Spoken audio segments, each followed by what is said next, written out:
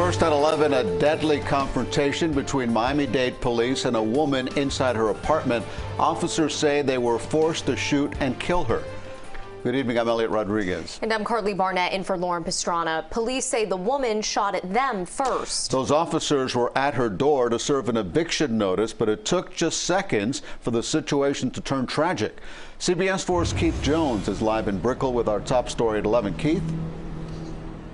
We learned some new details about this woman who was shot and killed today. I spoke with an associate very close to the building's owner, and I was told that this lady was squatting here for over a year. She had no rights to the apartment. There was no lease. There was no ownership. She'd been squatting here for over a year. They've been trying to evict her for over a year, but because of the moratorium on evictions in Miami-Dade County, that's been next to impossible until today. Today was eviction day, and it appears she wasn't leaving without a fight. 9 hours after an incident at the Brickell First Apartments, that's where Miami-Dade police say they were forced to shoot a woman, the scene was still crawling with investigators. That woman rushed to Ryder Trauma Center where she was pronounced dead. Cops say she started a firefight on the 22nd floor with the eviction and squatters unit who were there to evict her. That means that she can't be in there no more. She went past her lease, and the landlords want her removed from the property, and they use a proper civil process to do that.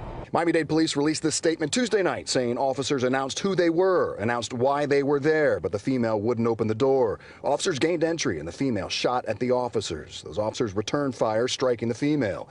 And folks who live in the area of Southwest 12th Street knew something was about to go down. So I walked up out on the balcony this morning, and there were 3 cops over there and 2 undercover cops right next to them. They got out and put on bulletproof vests. Director Freddie Ramirez said none of his officers was injured. Their protective gear saved them from catastrophe. She fired the firearm and it hit our shield. That's why, thanks to the grace of God, that none of our officers were injured. Officers didn't hesitate to return fire, and the barrage of bullets caught people in the area off guard. Moments later, police swarmed the block. At first it was a few, and then we were all look at that, and then all of a sudden it was like 10, 15, and then it seemed like it was 20, police officers showing up at the scene. Director Ramirez says this is what the task force trains for, but dreads having to use these tactics. These are one of those scenarios that we always worry about, but our officers were prepared and trained, and it's just an unfortunate outcome, but they fired at my officer.